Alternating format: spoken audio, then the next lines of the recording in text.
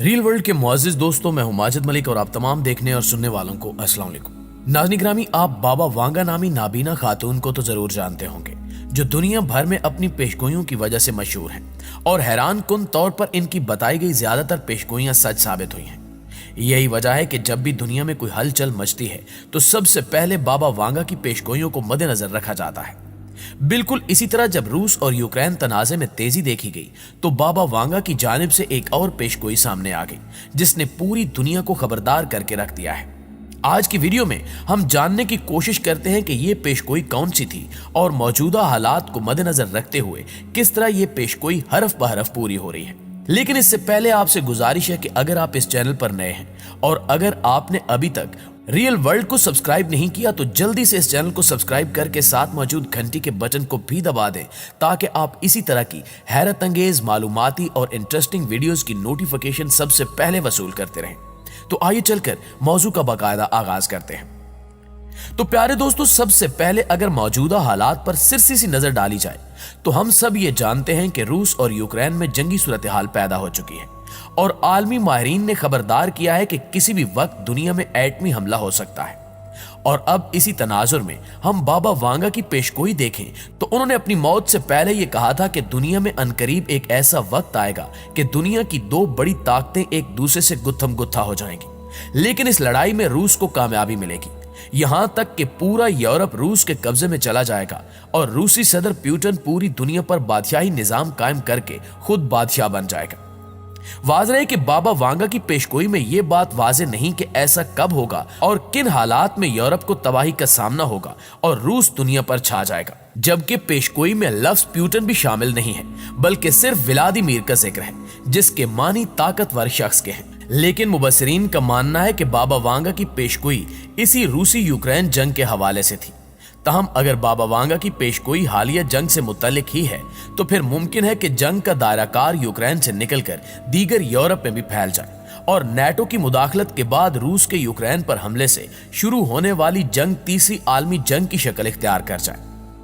دوستو، اسی پیشگوئی کو مد نظر رکھتے ہوئے ہم یوکرین کی طاقت اور روس کی بادشاہت اور طاقت کی بات کریں تو یوکرین کی افرادی اور عسکری قوت روس کے مقابلے میں بہت کم ہے۔ البتہ عسکری ماہرین کا کہنا ہے کہ یوکرین کی فوج روس کی جارحیت کے خلاف مزاحمت اور جانی و مالی نقصان روکنے کی صلاحیت رکھتی ہے۔ خبر رساں ادارے رائٹرز کے مطابق ماہرین کا کہنا ہے کہ یوکرین کی فوج 2014 کے مقابلے میں اس وقت زیادہ تربیت یافتہ اور مقابلے کے لیے تیار ہے اور موجودہ حالات میں یوکرین کی فوج ملکی دفاع کے لیے زیادہ پرعزم بھی نظر آتی ہے،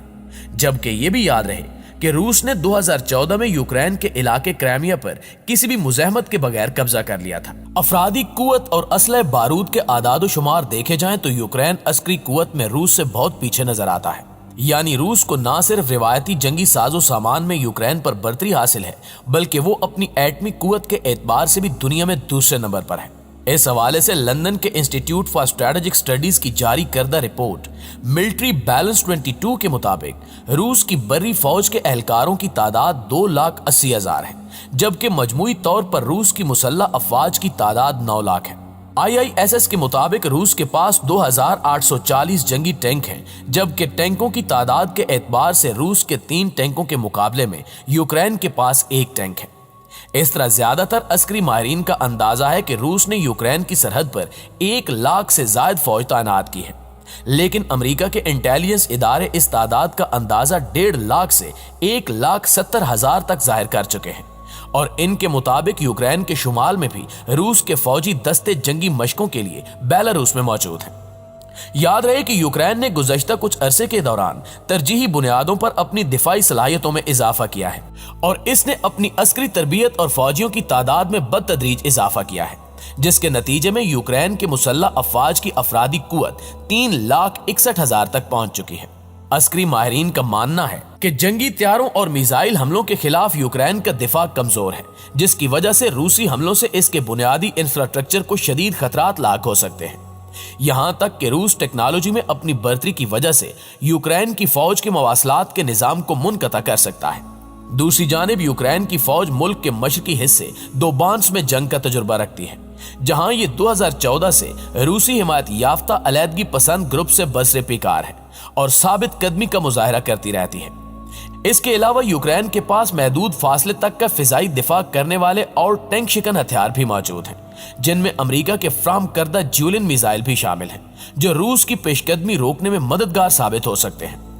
फौज के अलावा यूक्रेन की अस्करी अफरादी कुवत में सरहदी दिफा की रजाकार यूनिट्स और तकरीबन 9 लाख रिजर्व फौज भी शामिल है, जबकि यूक्रेन की मर्द आबादी की अक्सरियत फौजी तरबियत रखती है। इसलिए रूस अगर यूक्रेन के इलाकों पर कब्जा करने की कोशिश करता है तो इसे शदीद मुज़ाहमत का सामना करना भी पड़ सकता है। नाज़रीन ग्रामी, अगर दोनों मुल्कों के पास मौजूद जंगी हथियारों का जिक्र किया जाए तो यहां जमीन आसमान का फर्क नजर आता है।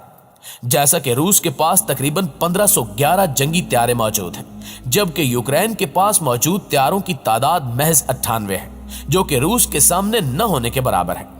इसके साथ साथ हेलीकॉप्टर्स के मैदान में भी रूस यूक्रेन से आगे है। जैसा कि यूक्रेन के पास सिर्फ 34 हेलीकॉप्टर्स हैं, जबकि रूस की अस्करी कुवत में 544 हेलीकॉप्टर्स मौजूद हैं। इसके अलावा ये बात हम सब के इल्म में है कि रूस एटमी मुल्क है, जबकि यूक्रेन के पास एटमी हथियार मौजूद नहीं है। और अगर तादाद की बात की जाए तो रूस के पास मौजूद एटमी हथियारों की तादाद हतमी तौर पर तो नहीं बताई जा सकती। अलबत्ता एक मोहतात अंदाजे के मुताबिक रूस के पास मुख्तलिफ नौयत के जौहरी हथियारों की तादाद 6000 से जायद है, जबकि अमेरिका के पास भी तकरीबन इतने ही एटमी हथियार मौजूद हैं। प्यारे साथियों, इस तमाम तर सूरत हाल को सामने रखते हुए इस बात में कोई शक नहीं रह जाता कि अगर रूस अपनी ताकत का इस्तेमाल करता है तो वो बआसानी यूरोप को तबाह बर्बाद कर सकता है और खित्ते में अपनी हुक्मरानी कायम कर सकता है। इस तरह बाबा वांगा की पेशगोई भी सच साबित होती नजर आ रही है। याद रहे कि व्लादिमीर पुतिन सन 2000 से बरसे इक्तदार हैं और इस अरसे के दौरान वो रूस के सदर और वजीर आजम के ओहदों पर फायज रहे। यूं 1953 में सोवियत यूनियन के आमिर हुक्मरान जोसेफ स्टालिन की मौत के बाद से वो रूस के दूसरे ऐसे रहनुमा हैं जिन्हें सबसे तवील अरसे तक मुल्क पर हुक्मरानी का एजाज हासिल हो चुका है।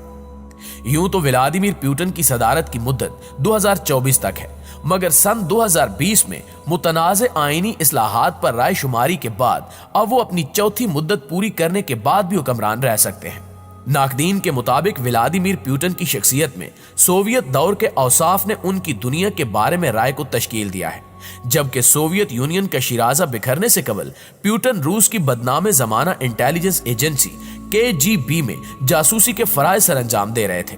और कहा जाता है कि आज भी इनके मुतद्दिद दोस्त खुफिया एजेंसियों से ताल्लुक रखने वाले ही हैं। सदर पुतिन ने 1990 की दहाई के आगाज से अपना सियासी सफर शुरू किया और आगाज में पुतिन सेंट पीटर्सबर्ग के मेयर अनातोली सोबेचक के मुआवन रहे, जिसके बाद वो यूनिवर्सिटी दौर में अनातोली पोतन के कानून के उस्ताद भी रह चुके हैं। सन 1997 में वो क्रेमलिन में फेडरल सिक्योरिटी सर्विस के सरबराह के तौर पर दाखिल हुए और इस ओहदे पर काम करने के बाद पुतिन रूस के वज़ीर आज़म बन गए और फिर 1999 में नए साल के आगाज में रूस के सदर बोरिस याल्त्सिन अपने ओहदे से सुबकदोश हुए तो उन्होंने पुतिन को कायम मकाम सदर नामजद कर दिया। मुबस्सिरीन के मुताबिक व्लादिमीर पुतिन ने लेनिनग्राड, जिसे अब सेंट पीटर्सबर्ग कहा जाता है, के सरकारी क्वार्टर्स में पले बढ़े, जबकि वो मकामी लड़कों के साथ यहाँ लड़ाई झगड़े भी करते थे और वो ऐसे लड़कों से भी लड़ लेते थे जो उनसे उम्र में बड़े और ताकतवर होते थे और इसी चीज ने इन्हें जुडो कराटे सीखने की जानिब रागिब किया। पुतिन ने अक्टूबर 2015 में कहा था कि 50 बरस कबल लेनिनग्राड की गलियों ने मुझे एक ऐसा सबक सिखाया कि अगर कोई लड़ाई जरूरी हो जाए तो फिर पहला मुक्का तुम्हारा होना चाहिए। मुख्तलिफ रिपोर्ट्स के मुताबिक पुतिन के इर्द गिर्द मौजूद इनके दोस्त अमीर तरीन हैं और ये ख्याल किया जाता है कि वो खुद भी बहुत ज्यादा दौलतमंद हैं, लेकिन वो अपने खानदानी और माली मामलात की तशहीर नहीं करते। सन 2016 में पानामा पेपर्स लीक्स ने ऑफशोर कंपनियों के एक बड़े खुफिया नेटवर्क को बेनकाब किया था, जिसकी मिल्कियत पुतिन के एक देरीना दोस्त सरगेई रोल्डोगन की है। जी तो प्यारे दोस्तों, ये थी हमारी आज की वीडियो। आप दोस्तों की राय इस हवाले से क्या कहती है, कमेंट करके हमें जरूर बताइएगा। इंशाल्लाह आपसे मुलाकात होती है अगली वीडियो में। तब तक अपना ख्याल रखिए। अल्लाह निगहबान।